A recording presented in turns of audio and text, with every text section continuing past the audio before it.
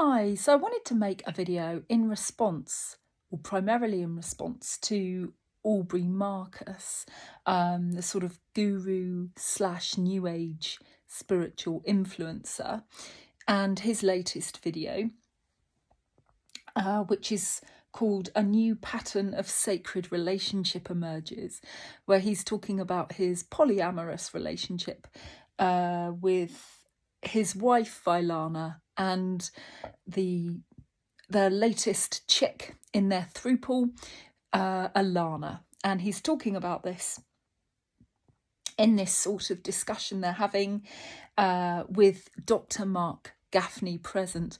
And the whole thing lasts an extraordinary 2.5 hours. So it's going to be a bit of a response to that video. And it's also just going to be a little look at new age guru, self-styled gurus. It's going to be a little bit of a look at the shadow side of the ego.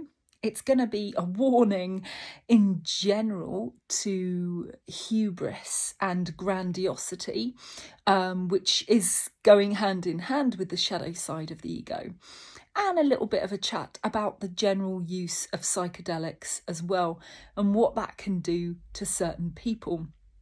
Because there seems to be an idea of a correlation between a lot of psychedelic use and some sort of inflated idea of a guru as being an absolute outcome, when that isn't the case at all.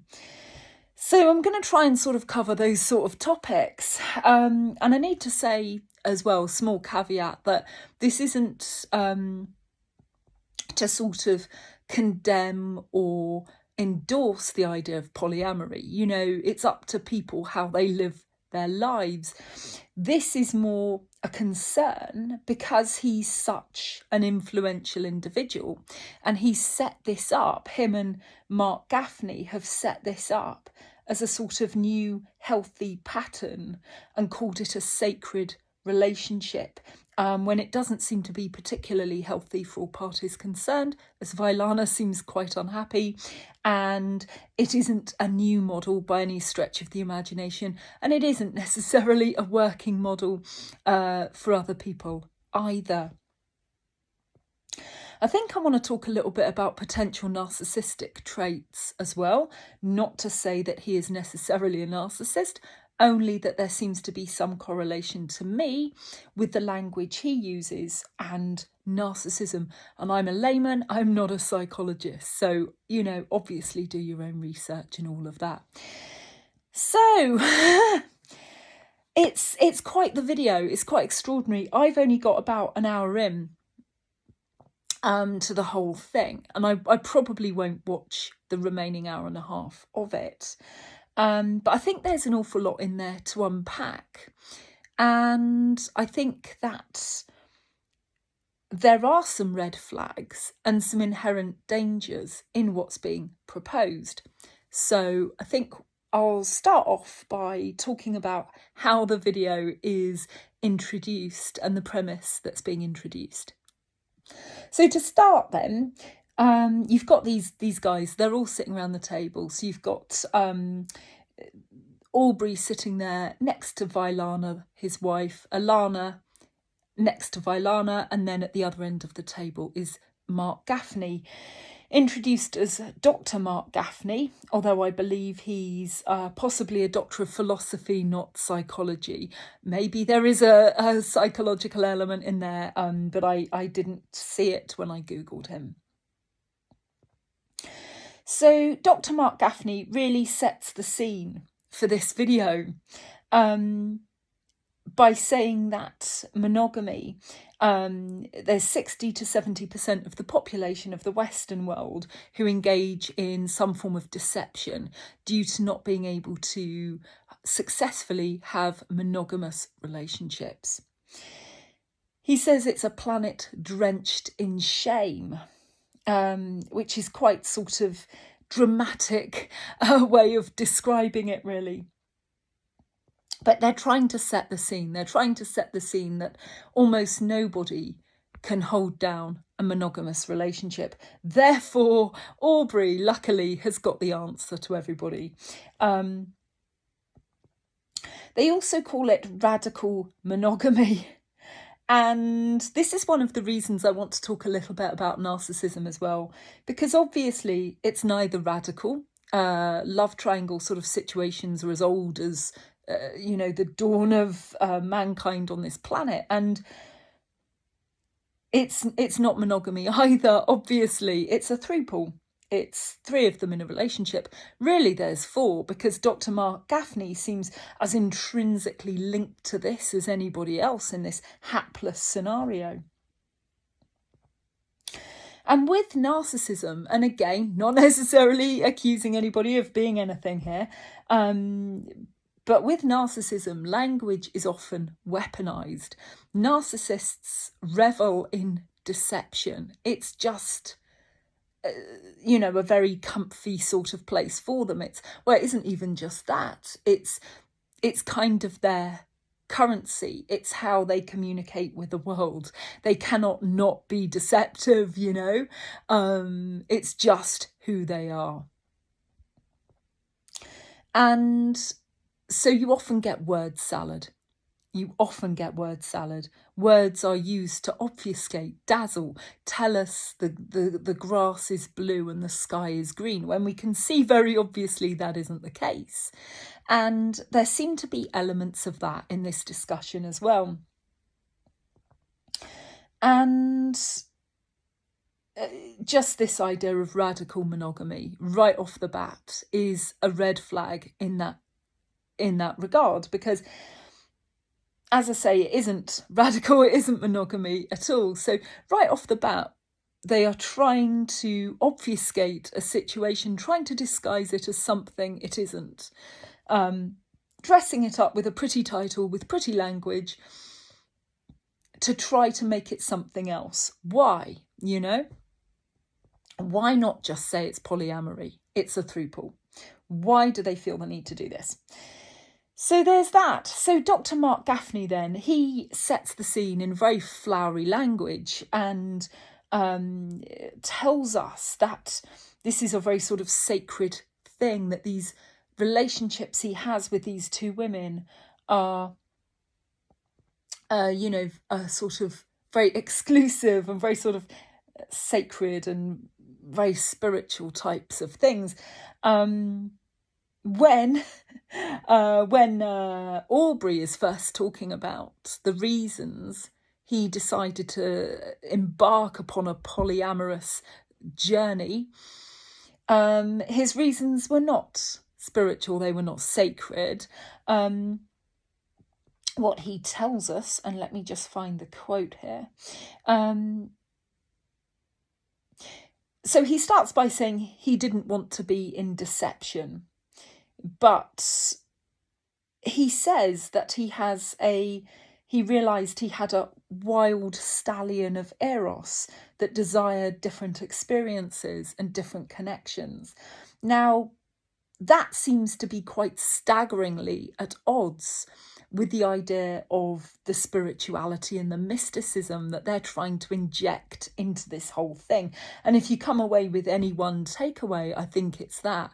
I think it's simply that he wanted to try to justify his wild stallion of eros, and then not just justify it, but sort of embed it into some sort of sacredness, some sort of spiritual thing, So let's just see. So yeah, you've got this initial scene set up. And it's worth noting as well that Aubrey is telling us through the language he uses that he believes there to be some sort of elevated status to this whole thing, to his relationship, and now to, everyone concerned. And he says this by talking about Alana. He introduces it that he's here with his beloved wife Vailana, and also the beloved Alana, who has joined their relationship constellation. So now you've got them as stars in the sky. So this gives them some kind of, there's almost this godlike element, this untouchable, unreachable element to them right off the bat. So it's kind of interesting as well, because Aubrey switched the comments off this video. Clearly there's quite a lot of pushback, which is good in a way, providing comments perhaps don't turn nasty or anything like that, but it's good, and he indicates that they do. But what is good is if people can recognise when there's language being used in a way that doesn't seem to correlate with the truth. If things seem a bit out of whack. And I think sometimes when people with narcissistic or seemingly narcissistic tendencies try to push concepts out there that are deeply misaligned with deeper truths, I think it sets something tingling within you, sets your spidey senses off, something within, gut feeling that, oh no, this isn't right, and people are quite good, it seems, at listening to that gut feeling, because there's quite a few videos out there sort of pushing back against all this. But when he switched the comments off, he wrote a series of sort of paragraphs justifying the video, pushing back against any sort of perceived ill will and all the rest of it. And one of the things he said, which is kind of interesting, there were a couple of things he said. And then he also says, perhaps it is because there is a misinterpretation that the whispers we received along the way, nudging us towards this constellation, were being claimed as God's will, which of course none of us can claim to know God's will. Again, that sort of obfuscation, that sort of weaponization of language, saying one thing is this way when it's clearly another way. Here he is telling us that at no point was he trying to claim this was God's will. Literally within the video, at one point, he says he hears God speaking to him. Later, it's Isis. He says he knows it's Isis, although she doesn't introduce herself in that way. God apparently speaks to him when he's in the gym and tells him he's got to go on this dating app, which is where he finds Alana. But later on, he refers to God as spirit. However, he very clearly does mention that it's God at one point. Now, so here he is trying to sort of push that aside and say, no, I never said that, when he so clearly did. Part of the problem with self-styled gurus is that they can become unhinged. They can go off the rails. They don't necessarily adhere in the New Age community. They don't necessarily adhere to any rules. Obviously, there's all sorts of problems with gurus, even those that do adhere to some sort of religious path, some set religious path, But in this case, you've got a guy who's just done a lot of plant medicine trips, who now thinks that he is some sort of guru. He can speak quite eloquently and knows a thing or two about spiritual concepts.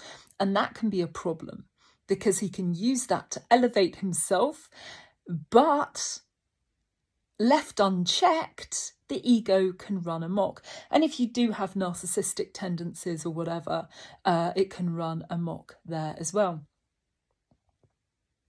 And it's really worth pointing out as well, the idea that plant medicine retreats necessarily refine you, because we all associate plant medicine retreats with a closeness to spirit, but also you work out your own shadow side, you're working through your own issues in some instances. So there's this sort of potential correlation between a plant medicine retreat and a refinement of the senses, of becoming better, of becoming more spiritual, whatever that might look like. It's worth pointing out the inverse of that can also be completely true. Some research apparently seems to suggest that if you are a bit of a narcissistic type, it can actually amplify those narcissistic traits. That it isn't necessarily just all about ego dissolution and skipping the light fandango and becoming this rarefied, better version of yourself at all. It can amplify what's already within you, be that latent narcissism, be that a little bit of hubris, a little bit of grandiosity. And, you have to be very careful. So there's that. But the trouble is, of course, if he starts saying ISIS has told me this or God has told me that, it lends an air of either credibility to what he's saying, or it lends an air of authority to what he's saying, which he can lay no claim to whatsoever. And I'd like to make a quick note too about the voices people might hear and who they might be. It's just worth noting that if you open yourself up psychically, and as you step upon the spiritual journey, you can do this. You can start to open up a bit psychically. And that means you might hear from other beings in other dimensions. It could be deceased loved ones. It could be beings claiming to be beings from other planets. It could be all sorts of things. You don't necessarily know the veracity of these claims, and neither do people that you're telling about it. So it's a word of caution as well. If you're setting out to channel and things like this, so many people nowadays do channel and associate these voices with some form of absolute authority when they may not have at all. And it's just really worth bearing that in mind. Some years ago, I read a book called Hungry Ghosts. It's by a journalist called Joe Fisher, a Canadian journalist, and he joined his local parapsychology group and spent around 5 years with them. And the results were not good results. They channeled various beings.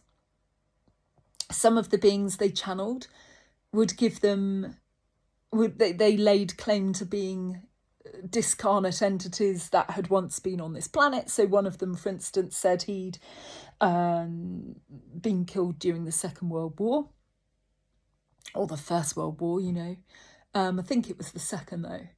And they tried to verify his claims. So he'd give them names, he'd give them places where he'd been posted, etc.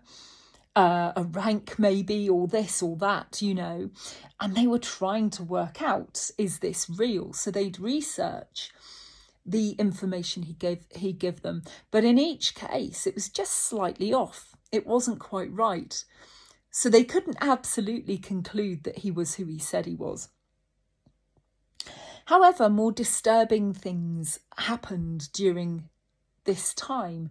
A couple of the spirit guides got a bit dodgy, alleged spirit guides. One of them insisted that a woman present in the group leave her partner to have some sort of ethereal affair with this spirit guide, saying very bad things would happen to her if she didn't. And that in itself should raise a shockingly huge red flag, right? Any being that you channel worth their salt is not going to try to frighten you into some sort of complicity. They're not going to tell you to leave a partner that you're otherwise happy with or anything like this. They're not going to give you any such directives, So there's a real red flag there that whatever they were channeling in that instance was really, really not good, whereas the other being that they were channeling, they simply came away with, no idea who this being was. or how good or otherwise this being had been, you know. But in this case, for this woman, it was just a no-no. That's just a step away, grab a crucifix and start praying type of experience, you know. And I think there were other unsettling things that happened as well. I can't really remember now. It's been a while since I've read the book.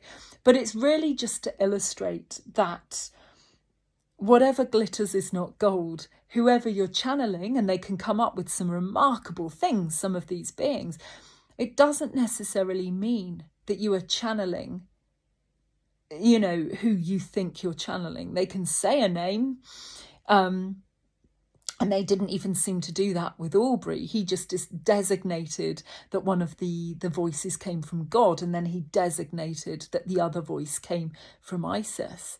And you can think that you're channeling a certain being, but you might not be, you know. And that isn't to undermine the work of a lot of channelers out there. There's an awful lot of channels at the moment on YouTube, etc., who are really cool. You know, some of the things that they're channeling, some of the information they're channeling sounds pretty awesome. Some of it can sound incredibly fantastical as well. So I can't really, you know, comment on that. You know, I love a fantastical thing. However, in terms of veracity, I wouldn't like to go there. I wouldn't like to call it if it is true, if it is not true. Just because something sounds fantastical does not necessarily mean it's false. However, neither could I go ahead and simply believe just because I want to, or it sounds good, or anything like that. You know, I like to keep a bit of skepticism, healthy skepticism, and allow for the fantastical to be out there, but not necessarily to slavishly follow it either, just because it sounds good. So there's that as well. It just adds this element of influence, you know. It adds an element of elevation, doesn't it? Aubrey is this elevated, rarefied being. He's a star in the sky, a constellation with his wife and with Alana. And not only that, they're in direct communication with God and with Isis. It's a problem.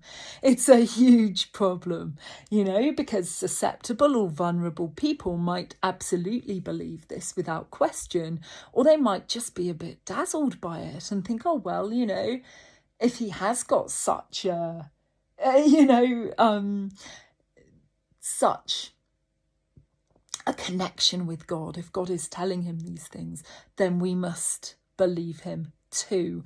And I wonder if there's an element of that going on with Vailana, because of all three of them, she seems perhaps the most vulnerable, you know.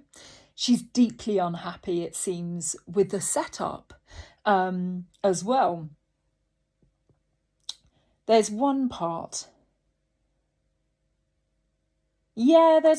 where Aubrey notes that it was a deeply painful moment for Vailana, and I'll talk about what that was in a minute. But Vailana says, I've been so open in the blessing, but this is the thing that I was most afraid of.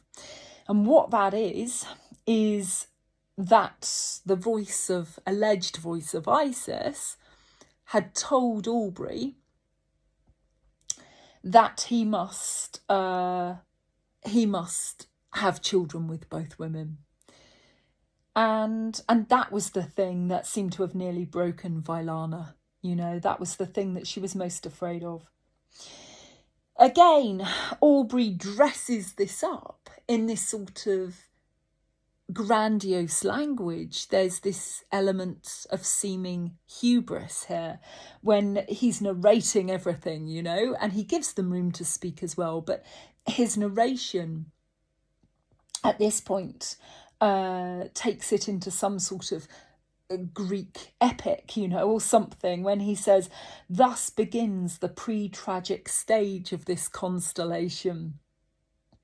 And the tragedy, I guess, was this moment where he's told that they must both have children by him, you know, by Isis, allegedly. I think he was in the temple of Isis, to be fair. However, again, would Isis have said such a thing? I don't know. I wouldn't necessarily like to believe that came from Isis, though.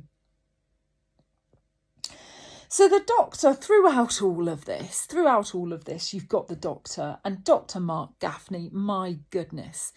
Because if I thought that Aubrey might just be a touch deluded, Dr. Marc Gafni seems to be on another level with regards to delusion.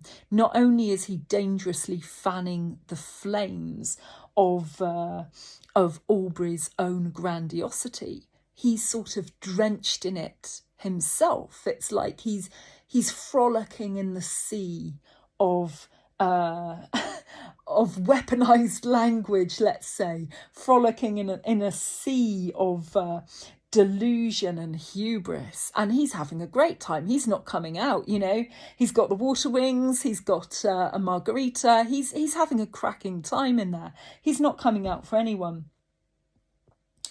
He's talking about listening into the signs, the deep sense of the intimate universe, the universe whispering. He really leans into it and then adds so much linguistic wordplay as to dazzle anybody. But none of it seems grounded in truth or reality. None of it. So I'm not surprised there's been quite a pushback on this video. And to me, it had glimmerings of more than a smattering of a similarity with the whole Jada Pinkett, Will Smith entanglement, red table talk conversation, So yeah, it was really quite extraordinary. Aubrey, for his part as well, he seems to be a bit of a control freak, potentially. And I say that, and again, just in my observation, but he sets the scene for when allegedly he hears God's voice, that he later, relegates to the voice of spirit. But initially he says it's from God, I do believe. Or he later says it's from God, But he's working out in the gym, and then he hears a voice telling him to go on this dating app. But this is quite the rude interruption for Aubrey, who is very keen to tell us that he's working out in the gym. It's a sanctuary, and nobody should get close to him or try to communicate with him when he's in his place of sanctuary, So he's telling us how he only listens to this voice, because it's a low-cost message from Spirit. As though what he wouldn't have done if Spirit had said he actually had to leave his workout and leave the gym, So it's all quite an extraordinary thing. But he goes on this dating app. It's a dating app called Raya, which is quite an exclusive dating app. And that's when he finds Alana. Now, they're all doing all of these sort of spiritual, mystical things to try to get them closer to God or whatever, So they're carrying out these various ceremonies, And one of the ceremonies that they undertook together is something that they call the God bomb, okay? Allegedly derived from shamans, although I doubt you'd find a single shaman wanting to call any sort of mystical experience or any, anything like that. They would be much more humble, I'd imagine. Your real shamans, So the God bomb is where they merge consciousness, and Alana joins in, and she's got a lot of Shakti energy apparently, and they're all basking in each other's energy, But yeah, this whole thing just smacks of a lot of entitlement, a lot of me, service to self, this sort of idea that doing a lot of mystical work, surfing on the sea of bliss, makes you a guru and be a better person, when it does not. You can have a lot of mystical experiences, but that doesn't necessarily mean your feet are on the ground or that you are a better person. You know, if you want to be spiritual, you don't even have to undertake one ceremony. You don't have to do anything at all other than be a good person. Being spiritual, there's all sorts of different ways you could look at it. But from a very basic perspective, it's simply about service to others, about service to animals, humans, the planet, about being a good person, being a kind person, having empathy, caring. These are the sort of basic tenets of spirituality to me. Just being a really, really good person. Keeping your feet on the ground, being humble, being kind, being loving. You don't need a degree in psychedelics for that. You don't need to sit in a ceremony for hours on end, surfing on a sea of bliss and self-adulation. You just need to be a kind, decent, loving individual. That's all you need to do. A lot of these guru/entrepreneurs want to set themselves up as elevated above the normal person, and then they can sell some part of the package of spirituality back to a sort of thirsty human sick of capitalism. But you don't need to spend any money at all on a spiritual journey. You really don't. We've all got God, goddess links within us. We all just need to go within. Sure, we might need a spiritual leader along the path for some of the way, and that's absolutely fine. But we have to check in with what they're teaching us as well, because they're fallible too. They are fallible as well, and some of what they say may make sense. Some of what they say may not make sense. People can go off the rails. Information can get a bit dodgy at times. It's up to us to check in with ourselves. And ultimately, at the end of the day, it's just between you and God. Your life is between you and God. So you have to sanity check the information that comes in, And you do this with all of your senses. Not just trying to speak to God in a plant medicine trip, but through your own conscience, through gut feeling, through intuition, through your heart, through your head, through your logic, through your rational mind, all of it, just check in with yourself. If something sounds too good to be true, the old adage is it usually in every case always is. And this video sounds far too good to be true. And I'm not saying that these guys necessarily mean any harm in this video. I'm sure they don't. I'm sure Aubrey has every good intention, but unfortunately, the quality of the video is not. It isn't necessarily a good video. You're not getting quality advice. Here's a man surfing on self-adulation, surfing on the ego, And so it serves as a warning. The shadow side of humanity. It serves as a warning. All of us have a shadow side. Carl Jung, the psychoanalyst, talked about the shadow. And the human shadow is the repository for all the things we don't want to look at, We all have elements of darkness inside of us, as well as elements of light. One of the problems in the New Age is spiritual bypassing, whereby some New Agers are all love and light all the time, but they refuse to look at the darkness. They refuse to acknowledge it in themselves or in others. And it's a problem because in a journey of healing, in a journey of finding out more about who you are, self-awareness is key. Awareness is key. You know, if you're on a Buddhist path, some might say, and I believe one author did, say that it's all about awareness, you know. With greater awareness comes the ability to make necessary changes. You can't change what you don't see. You can't change what you won't look at. You know, it's a little bit like if you've got a bit of an avoidant personality type, say, if you don't want to look at things, if you don't want to look at difficult emotions, if you don't want to look at difficult things, and you're just pushing them away, but how can you possibly change anything? You know, if you want to make changes in your life that are real and substantial, that has to be built upon a foundation of truth, of what is real, what's objectively true.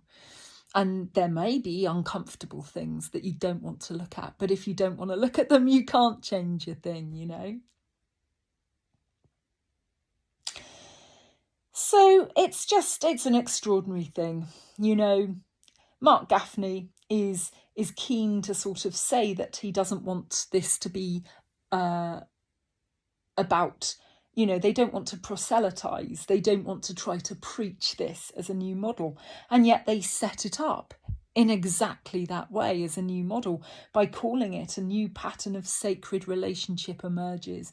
So again, there's these contradictions within this, within the language that they use, enough contradictions to mean that there should be some red flags for anybody watching this video. Yeah, he sets it up. I think it's Marc Gafni who sets this up, but it might be Aubrey, but I think it was Marc Gafni who said the two women want to do this for the sake of the evolution of love, not to proselytize, but to model wider possibilities of intimacy so that other people can find their own inquire models of intimacy, not to emulate this one. That doesn't actually seem to make complete sense there, but anyway, I might have written that down wrong. However, the video is set up in a way to sort of proselytize, to sell it to us as this new paradigm, but also to absolutely let Aubrey off the hook. He's the proverbial kid in the sweet shop. He wants his cake and eat it too. Here's a way for him to have relationships with both women, you know, and really it probably all started because of his quote, wild stallion of Eros, you know, end quote.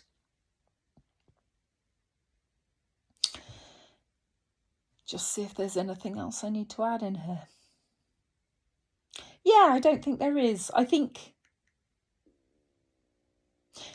it's, again, as I say, it's just as well to be aware that there's many people out there who have all manner of glittering careers as these gurus, self-styled gurus. And, you know, there's a lot of ego. There's a lot of ego. And on a spiritual path, there shouldn't be too much ego. Not like this. Not at all. When you find a true spiritual leader, you know it, because what they say isn't just pretty words and dazzling concepts. It's words that hit you, words that you feel into, that nourish your heart, you know, that absolutely nourish, that nourishes you on every level, because you know, and you can instinctively feel when it's true. If things don't ring true, you can feel into that as well. So again, this isn't necessarily a comment on polyamory. You know, people can do what they want to do, whatever works for them. But don't necessarily think, you know, that that's a way of solving your problems. If you're in a situation where you've got a bit of a love triangle situation, then, you know, this isn't necessarily the way to solve it. Aubrey thinks it is. Well, I'm not in deception anymore, therefore it is fine. But his wife is clearly struggling. And I'm not entirely sure that he completely believes that it's working for him. You know, he's trying to oversell it to us, a 2.5 hour video to tell us that. And again, this video, it's all about them. It's all about Aubrey. Aubrey is the sun here, you know, and Vailana Alana and Dr. Marc Gafni are the sort of circling satellites, but each of them also wants their own place in the sun. They want to be their own satellites too. You know, they seem to be basking perhaps in their own sense of ego a little bit as well. So there are traps for the unwary when you start on the spiritual path. There really are. If you start hearing voices, you have to test those voices. You know, you do not automatically associate a voice that you hear with something good necessarily. You have to know who you're channeling as best you can to know that it's a trustworthy voice. And you have to be able to have your feet firmly planted on the ground. You have to be as grounded as possible, you know. On a Buddhist path, Buddhists know that you can have all kinds of very fantastical, mystical experiences indeed when you get started on a Buddhist path, because, you know, the more you meditate, etc., the more you're opening a doorway. But these beautiful, wonderful, amazing, mystical experiences are not something to be followed or dazzled by to the point that you're falling off the path. You know, their end result is enlightenment. And enlightenment is, as far as I'm aware, the merging of the little I, the little ego mind, into the big, wider sea of consciousness of which we are all a part. You know, it isn't the elevation of self above others. It isn't thinking that you're a particularly special little flower because you're having these mystical experiences.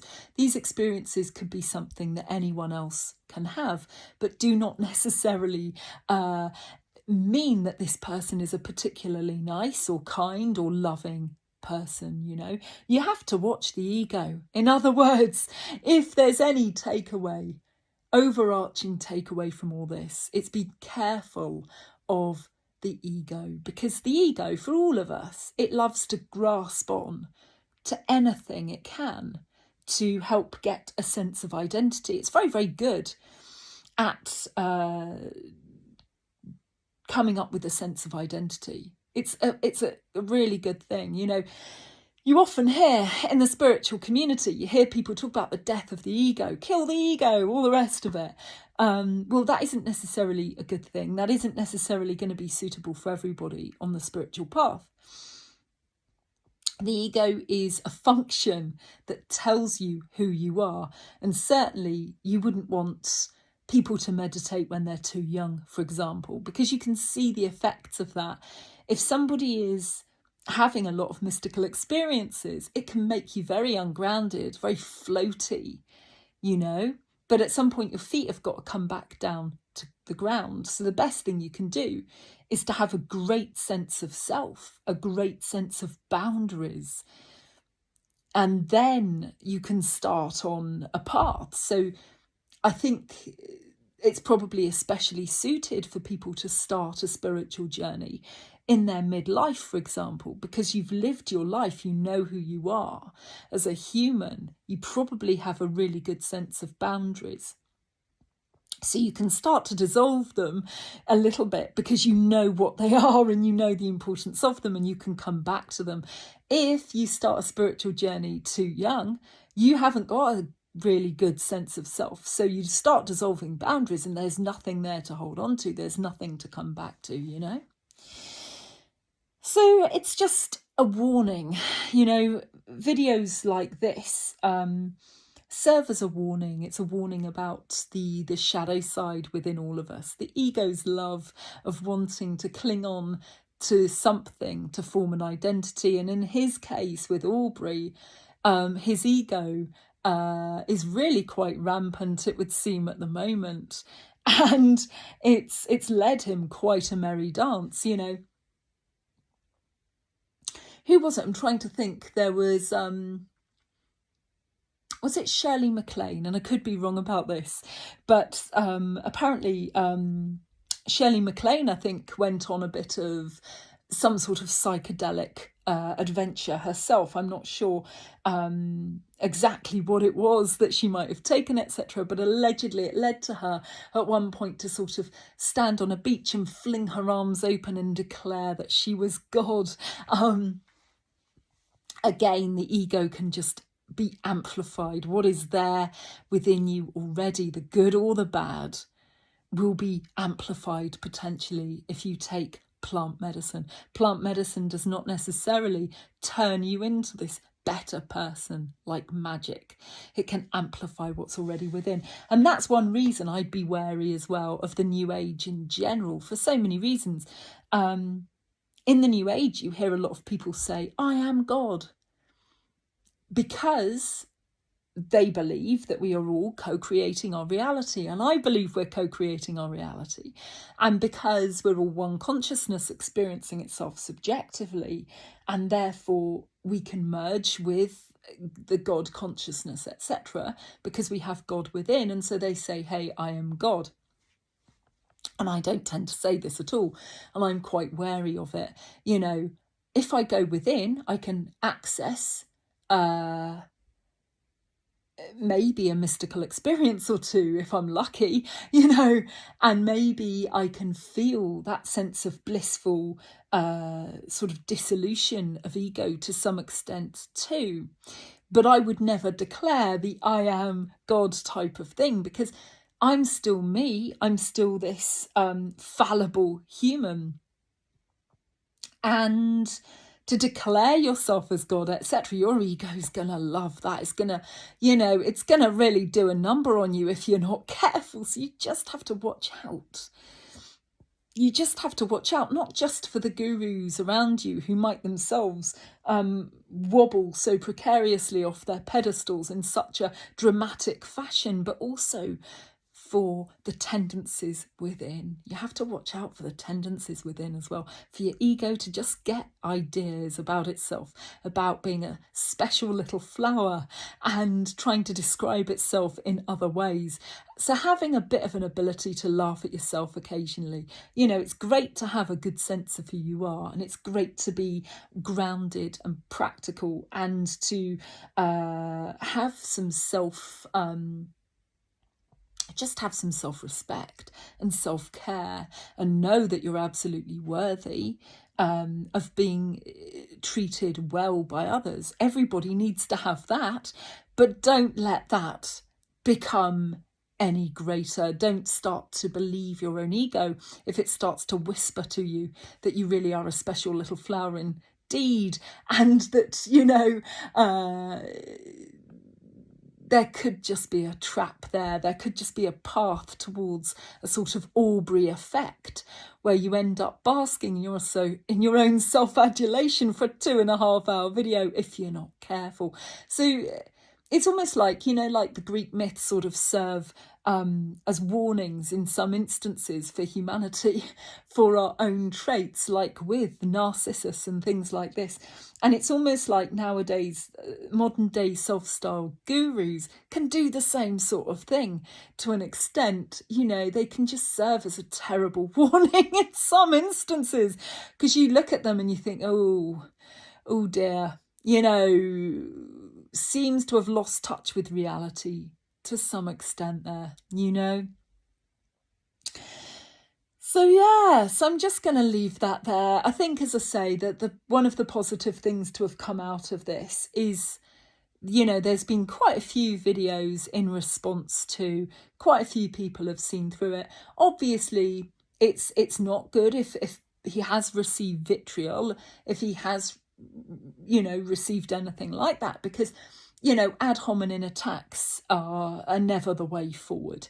You know, that's not a good thing at all. It's not particularly kind or helpful in any way, you know. This isn't about denigrating another human. This video is about using his example as a bit of a warning for people, and to look at the behaviour of the person, not comment on the actual person. You know, it could be that at heart, Aubrey at heart could be a very nice, well-meaning person. And simply the behaviour that he exhibits, there but for the grace of God go I. There but for the grace of God go all of us. You know, if we all listen to our ego a little bit too much, we could be dancing to a similar tune if we're not careful. So it's literally that.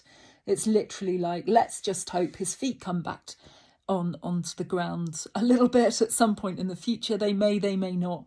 But equally, it's just that recollection that we need to, or that realization that ultimately, even seemingly coherent, cogent, good people can themselves be as susceptible as anybody else to the ego, etc. And that we have to remain vigilant to our own egos, vigilant to our own shadow side, being able to go within sometimes, to have that self-awareness, you know, of the good, the bad and the ugly within us.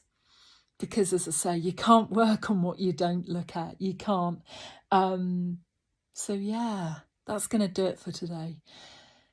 So hope you're well. Hope you're having a good week, and take care and God bless.